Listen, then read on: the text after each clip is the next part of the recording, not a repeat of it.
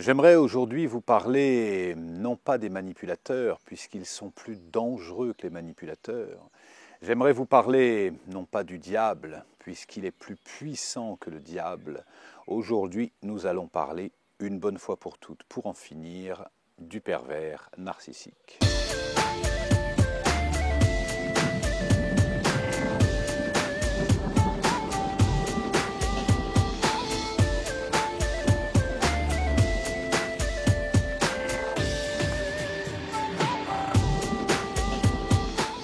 Il y a quelques semaines de ça, j'ai été invité à donner une conférence, une table ronde avec des médecins, des thérapeutes, des psychologues, et sur la relation de couple et sur les relations toxiques dans le couple.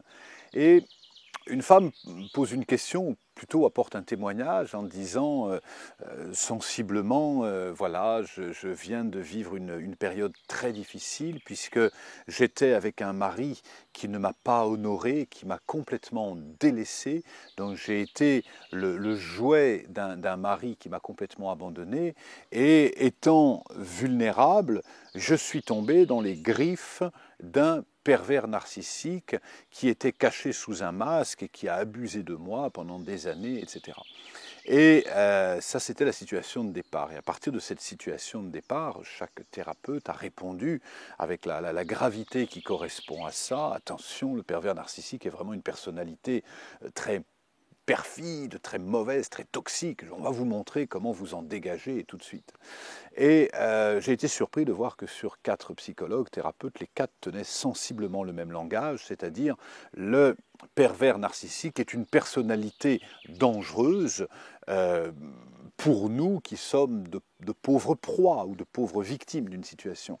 Mais pour le chaman, le monde extérieur n'étant qu'une fractale du monde intérieur, nous ne pouvons attirer à nous que des facettes de nous qui soit nous ressemblent, qui soit incarnent une partie réprimée, qui soit nous rappellent quelqu'un. C'est vraiment le principe des atomes miroirs qui fait qu'on attire à nous des êtres qui vont nous permettre de transformer quelque chose. Et c'est ce qui fait que sur un plan, alors je pèse mes mots pour que cette vidéo risque de déranger un peu, bien sûr, mais sur un plan, non, il n'y a pas de relation de victime. Sur un plan, quand une personne est en train de se noyer, bien sûr, on va lui envoyer une bouée, et puis on va la ramener au bord, et puis on va l'aider à se remettre debout. Mais sur un plan, tant qu'on ne comprend pas qu'est-ce qui fonctionne, non pas chez le pervers narcissique, mais dans la relation pervers narcissique et perverti narcissisé, hein, puisque pour qu'il y ait une manipulation dans la relation humaine, il faut qu'il y ait quelqu'un qui veuille bien à un endroit jouer le rôle du manipulateur et quelqu'un qui veuille bien à un autre endroit jouer le rôle de la victime. Mais si personne n'est victime, il n'y a plus de manipulateur. Et pour le chaman, on apprend justement à prendre conscience de toutes les facettes de notre personnalité, à prendre conscience de notre ombre, à prendre conscience des besoins non satisfaits en nous parce qu'on n'a pas été assez attentif avec nous, on n'a pas été assez bienveillant, on ne s'est pas assez occupé de nous.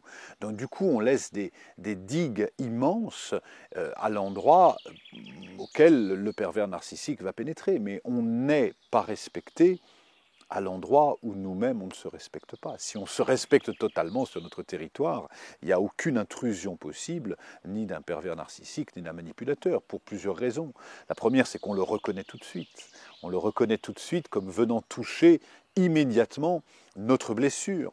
Blessure de reconnaissance, blessure de manque d'amour. Et tant qu'on est en manque d'amour de soi, on va être prêt, c'est-à-dire tant qu'on ne se donne pas d'amour à soi, on va attendre qu'un autre nous en donne.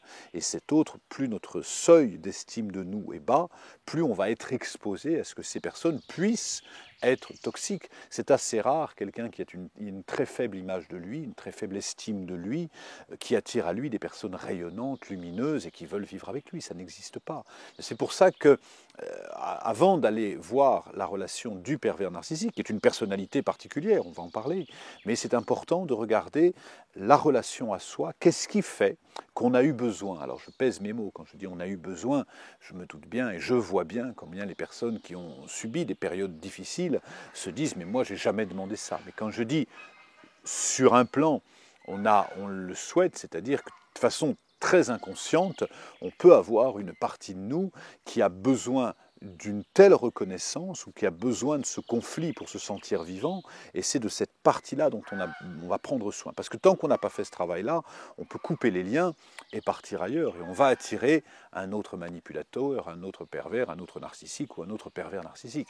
Pervers narcissique, la perversion, la propension, la perversion, et donc la propension à sortir la rivière de son lit, donc à sortir une personne de son intention primordiale, c'est ça la perversion, et le narcissisme étant à l'image de Narcisse, qui est un magnifique personnage de la mythologie, qui se regardait tant dans le miroir de l'eau qu'il finit par noyer. Mais il y a dans cette association du pervers narcissique effectivement une personnalité qui est tellement en manque de reconnaissance lui-même, parce que c'est pour ça, on ne naît pas en se disant je vais devenir narcissique. Il y a une blessure derrière le pervers narcissique, et si on n'identifie pas sa blessure, elle est d'ailleurs souvent la même que sa victime, c'est-à-dire un manque d'amour de soi. Et quand on n'a pas d'amour de soi, soit on va attendre que les autres nous en donnent, soit on va attendre d'en prendre chez les autres. C'est le même processus inversé. Hein, c'est vraiment, voilà, c'est comme le respect, c'est comme toutes ces qualités-là. Quand on ne respecte pas quelqu'un, c'est qu'on ne se respecte pas soi-même. Et quand on n'est pas respecté soi-même, c'est qu'on ne sait pas poser ses limites. Donc, la personnalité du pervers narcissique est avant tout quelqu'un qui souffre tout autant que sa victime, même si il est plus acteur de cette souffrance, parce qu'il est tellement mal qu'il n'est pas passif, mais il va vers quelque chose de toxique, c'est-à-dire qu'il n'arrive pas à se nourrir lui-même de lui-même. La frontière, des fois, entre un dépendant affectif et un pervers narcissique sont assez ténues. Hein, ça a juste une force de personnalité peut-être qui va distinguer. Mais quand on regarde, et si on regarde la frontière entre un dépendant affectif et un fou d'amour ou un transi d'amour, des fois elle est ténue. Donc si on part au départ, hein, si on part de l'amour, parce que tout naît de l'amour, aimer, je n'ai pas trouvé de plus belle définition de l'amour, donc celle-ci ira très bien. Aimer, c'est permettre à l'autre d'être simplement qui il est. Et pour pouvoir aimer l'autre pour ce qu'il est, on a besoin nous-mêmes d'être plein de nous-mêmes. Et quand on est plein de nous-mêmes, on n'a pas besoin que l'autre joue un rôle quelconque. On est plein de nous-mêmes, on l'aime pour ce qu'il est. Mais quand on est en manque d'amour de nous, parce qu'on n'a pas assez passé de temps solitaire, parce qu'on n'a pas vu assez nos qualités, parce qu'on ne s'est pas assez rempli de nous-mêmes, par la présence, par la conscience, par la capacité à être ici et maintenant, etc. Et donc quand on est vide de nous, on va chercher soit à nous remplir, à ce qu'on nous remplisse, donc c'est le statut de la victime du pervers narcissique qui est vide de lui-même et donc qui va demander à ce que l'autre lui donne de la reconnaissance, de la flatterie ou même de la malveillance. Hein. Quelqu'un je me souviens de ce père qui venait me voir en me disant mais je ne comprends pas mon fils, je lui ai dit 3 fois arrête sinon je te claque, il continue et je lui ai répondu oui, des fois une claque c'est mieux que rien pour un enfant qui est en manque de contact physique. Hein, et ça c'est important à voir, que quelqu'un qui est tellement en manque de lui-même va attendre d'avoir une relation qui soit organique, qui soit palpable, parce qu'il va sentir du mouvement, il va sentir de la chimie, de la transformation, et cette relation dans laquelle il y a de la fusion, et donc de la confusion, et donc de la difficulté à défusionner, on va se remplir de l'autre qui va nous apporter une énergie vitale. Et c'est tellement bon comme on se sent hors de nous que du coup c'est comme un shoot, quoi. Et à un moment donné, ce shoot, c'est un peu la même chose, quoi. Hein. Et on en reprend une deuxième fois, une troisième fois, et puis peut-être qu'au début c'est un bon trip, mais au bout de 2 ans où on est dépendant, on devient comme une victime du pervers narcissique. Et c'est pour ça qu'on peut couper le lien, comme un toxicomane qui va arrêter l'héroïne, mais qui va se mettre à la cocaïne 15 jours après, ou qui va se mettre à l'alcool, ou aux médicaments, ou addict d'autres choses. Tant qu'on n'est pas libre de nous-mêmes, on va chercher à ce que l'autre nous remplisse. Donc la personnalité du pervers narcissique qui prend qui prend du plaisir à voir l'autre à sa merci. Pourquoi?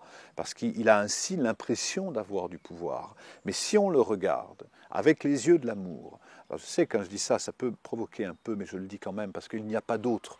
Quoi qu'on dise, il n'y a pas d'autre issue dans un développement spirituel et personnel que le pardon, la guérison et la transformation. Donc à un moment donné, quand on sera, parce que c'est le moment, capable de voir la blessure du pervers narcissique, on va voir que c'est un être qui est en manque d'amour. Et là, on pourra dire, ok, je vois ton manque d'amour, stop pour ça. Par contre, je ne te permets pas de me parler ainsi. Et si, parce que bien sûr, on connaît un peu l'histoire du pervers narcissique, qui va commencer par flatter dans le sens du poil, puis par couper la personne de son environnement, puis par commencer à être dur avec elle, par des mots, puis par des dévalorisations, puis par des dépendances sexuelles, etc.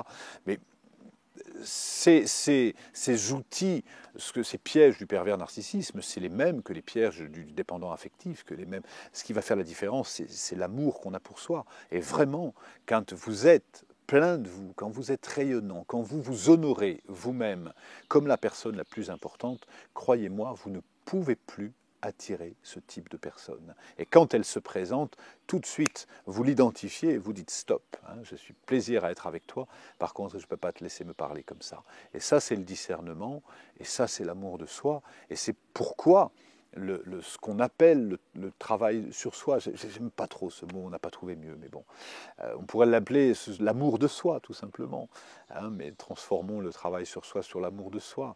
Mais quand on dit travail sur soi, on dit c'est trop dur, quand on dit l'amour de soi, on dit c'est trop bisounours. Entre les deux, il y a peut-être la conscience de soi, et cette conscience de soi, quand on est vraiment plein de soi, à ce moment-là, on est tellement plein qu'on ne va certainement pas attirer ces personnalités polluantes, ces personnalités pollueuses. On va juste, au contraire, rayonner de l'amour. Et comme toute personne qui rayonne de l'amour, on va attirer de l'amour.